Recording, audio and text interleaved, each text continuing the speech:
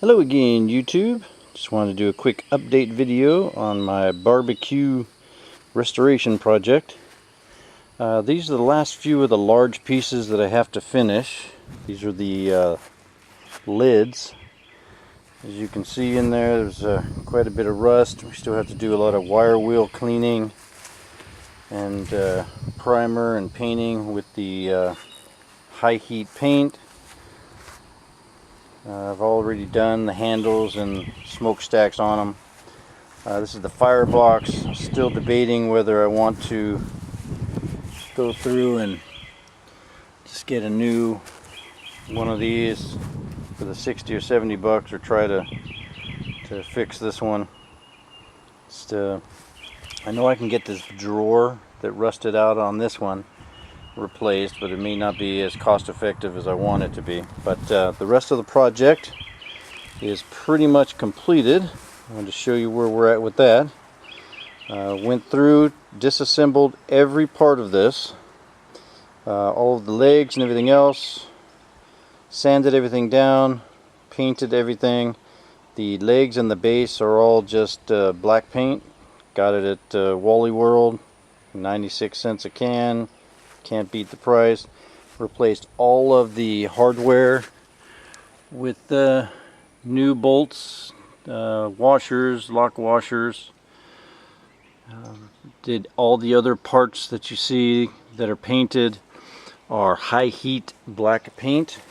Several coats. I think I did 5 or 6 on the inside of the barbecue panels themselves, including spraying all the parts that are in here, even inside the burner area here. I've reconnected everything back up to test it, to make sure that it all is functioning properly, and seems to be working fine.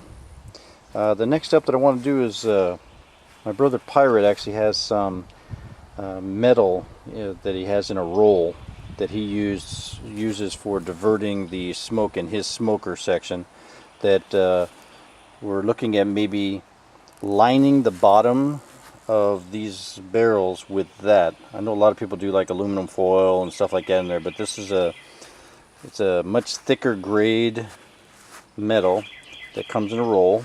It's kind of like guttering material, I guess, or sheeting material, and we're going to possibly lay a few pieces across the bottom. I might have to rivet it in. I haven't figured that out yet, but to help to keep the bottoms of these from rusting out all the way, because I had to wire wheel these so bad that it almost wore holes through it. I mean, if you look really close, you can probably still see that it's a little bit bumpy, but I got it down as far as I could.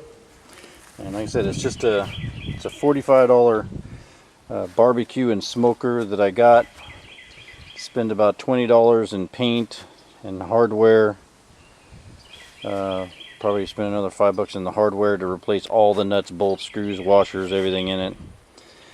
And it will be not as good as new, but it'll be a nice used project that I can actually barbecue and smoke on, hopefully, for that price. Better than spending the $300 on one. Just because somebody was moving doesn't mean that I can't benefit from it. Besides, I like tearing things apart and putting them back together, and figuring out what makes things tick.